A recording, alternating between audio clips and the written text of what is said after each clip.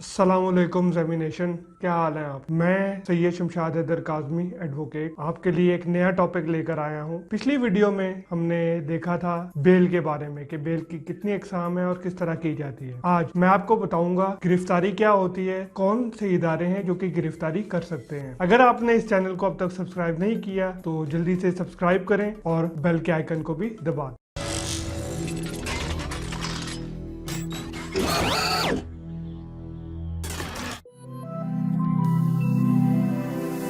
आज हमारा टॉपिक है गिरफ्तारी यानी अरेस्ट का, कि अरेस्ट क्या होता है और कौन से इदारे अरेस्ट कर सकते हैं। सबसे पहले मैं आपको बताता चलूं कि अरेस्ट क्या होता है। किसी भी कानून नाफिज करने वाले इदारे की तरफ से किसी मुजरिम को या कोई शख्स जो कि गैर कानूनी एक्टिविटीज के अंदर मुलव्विस है उसको अपनी हिरासत में ले लेना और वो पुलिस स्टेशन के लॉकअप में बंद कर दिया जाता है जब तक के उसके ऊपर मुकदमा फाइनलाइज ना हो जाए। पानी पिलाते भाई। अरेस्ट के लिए वारंट की भी जरूरत होती है। दो तरीके के जुर्म होते हैं, शेड्यूल 2 कॉलम 3 CRPC 1898 के अंदर बताए गए हैं। अब हम देखते हैं कि वारंट क्या होता है। वारंट होता है एक जज की तरफ से एक पब्लिक डॉक्यूमेंट, साइन होता है और ये इजाजतनामा होता है किसी भी कानून नाफिज करने वाले इदारे के लिए कि किसी भी शख्स है जो कि गैर कानूनी एक्टिविटीज के अंदर मुलव्विस है उसको हिरासत में ले लिया जाए, यानी कि उसको अरेस्ट कर लिया जाए। सही माने हैं। दो तरीके के एक्टिविटीज होती हैं, एक होती है कॉग्निजेबल ऑफेंस और एक होता है नॉन कॉग्निजेबल ऑफेंस। कॉग्निजेबल क्या होता है? काबिले दस्तअंदाजी ऑफेंस, जिसमें वारंट की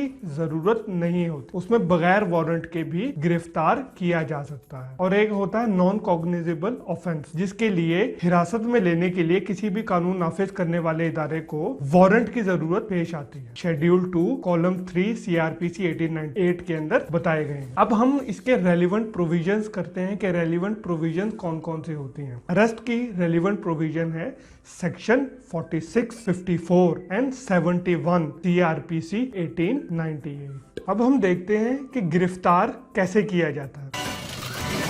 किसी भी कानून नाफिज करने वाले इदारे की तरफ से किसी शख्स को हिरासत में लेने के लिए, गिरफ्तार करने के लिए उसको पकड़ना लाजमी है। यानी कि सिर्फ उसको ये कह देना कि दूर से अगर वो आपको मिल जाए हम तो मेरे गिरफ्तार करते हैं और जाके रिपोर्ट बना दे कि हमने इसकी गिरफ्तारी ले ली, तो ऐसा मुमकिन नहीं है। गिरफ्तार करने के लिए किसी मुजरिम को पकड़ना लाजमी है, उसको हथकड़ी लगाई जाए और उसको पुलिस स्टेशन में ला के हिरासत में लिया जाए और उसको जेल में बंद कर दिया जाए जो पुलिस स्टेशन का लॉकअप होता है। याद रखिएगा, जब भी किसी को गिरफ्तार किया जाता है तो उसको सबसे पहले पुलिस स्टेशन के लॉकअप के अंदर रखा जाता है। डायरेक्ट उसको जेल में नहीं भेज दिया जाता बल्कि उसको लॉकअप में रखा जाता है। उसकी FIR की कॉपी बनाई जाती है और चालान बनता है और 24 आवर्स के अंदर उसको मजिस्ट्रेट के सामने या ट्रायल कोर्ट के सामने जैसा भी उसका ऑफेंस हो उसके मुताबिक उसको पेश किया जाता है और उसके ऊपर पूरा मुकदमा चलता है। इसी तरह से फिर उसकी बेल अमल में लाई जाती है, जैसे कि हमने पिछली वीडियो में नोट किया। अब ये तो हमने देख लिया कि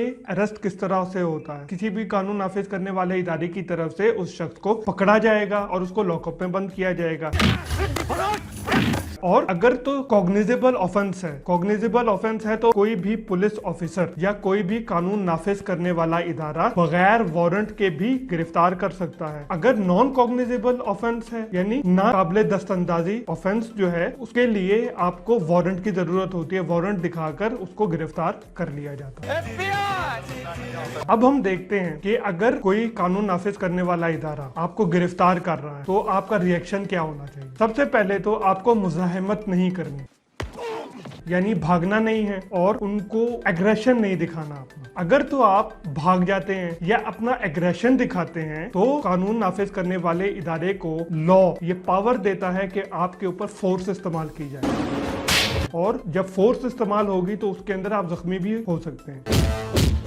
आपको मारने की इजाजत नहीं है लॉ के अंदर। किसी भी कानून नाफिज करने वाले इदारे की तरफ से किसी मुजरिम को अगर वो मज़ाहमत करे तो उसे जान से मार देने की इजाजत नहीं है। अब ये तो किसी किताब में नहीं लिखा। लेकिन अगर आप ज्यादा मुज़ाहमत करते हैं तो आपको नुकसान भी पहुंच सकता है। लिहाजा किसी भी ऐसी सूरत हाल के अंदर कानून नाफिज करने वाले इदारों को फोर्स ना करें कि वो आपको एग्रेशन दिखाएं, आप मुजाहिमत ना करें। It's the law to remain silent. अगर आपको पकड़ लिया गया है तो आपका राइट बनता है कि आप उस वक्त खामोश रहें, कुछ ना बोलें जब तक कि आपका लॉयर वहां पर प्रेजेंट ना हो। क्योंकि अगर लॉयर प्रेजेंट ना हुआ और आप डर के मारे कुछ भी बोल ले तो वो आपके अगेंस्ट इन द कोर्ट इस्तेमाल किया जा सकता है। मुजाहिमत करने से बाज रहें। अब हम देखते हैं कि कौन से ऐसे ऑफेंसेस हैं जिसके लिए वारंट की जरूरत नहीं होती। ये कौन से हैं? कॉग्निजेबल ऑफेंसेस हैं। इसके अंदर बगैर इजाजत के पुलिस ऑफिसर या कानून नाफिज करने वाला ये इदारे आपको गिरफ्तार कर सकते हैं। आप आवारगी कर रहे हैं यानी आवारागर्दी कर रहे हैं, छेड़छाड़ कर रहे हैं किसी से, ए मिस्टर, हमारा फोटो क्यों खींच रहे हो? तो आपको मौके के ऊपर ही गिरफ्तार कर लिया जाएगा। उसके लिए वारंट की जरूरत नहीं होगी। अगर आप झगड़ा कर रहे हैं, गली में खड़े होकर किसी को मार पीट रहे हैं, तो वहां भी वारंट की जरूरत नहीं होगी, आपको गिरफ्तार कर लिया जाएगा। आप पब्लिक न्यूसेंस फैला रहे हैं यानी कि कोई ऐसा इकदाम कर रहे हैं जिससे पब्लिक एट लार्ज को नुकसान पहुंच रहा है, तो उसके लिए भी फॉर्मल कंप्लेंट की जरूरत नहीं होगी। कानून नाफिज करने वाले इदारे आपको आकर गिरफ्तार कर लेंगे बगैर वारंट के। आपके पास कोई चोरी की अशिया मौजूद है, कोई स्टोलन प्रॉपर्टी है, तो बगैर वारंट के आपको गिरफ्तार कर लिया जाए। आप अगर हैबिचुअल कॉन्विक्ट हैं यानी आपका काम ही है कि ऑफेंसेस करना, Goddamn right. तो आपको बगैर वारंट कहीं भी गिरफ्तार किया जा सकता है उस जुर्म के अंदर। अगर कोई पुलिस ऑफिसर किसी दूसरे पुलिस ऑफिसर को ये कह दे कि इस शख्स को गिरफ्तार करना है, ये ऑफेंस इसके ऊपर लगाया गया है, तो वहां भी बगैर वारंट के आपको गिरफ्तार किया जा सकता है। बकरा हूं, मार दो, फेंक दो। उम्मीद है आपको ये वीडियो पसंद आई होगी। अगर वीडियो आपको पसंद आए तो लाइक कीजिए, सब्सक्राइब कीजिए और काइंडली शेयर कीजिए। हम आपके तहफ़्फ़ुज़ के लिए ही यहाँ पर बैठे हैं। हम ये चाहते हैं कि अवाम को अपने हकूक़ का इल्म हो। Thank you very much.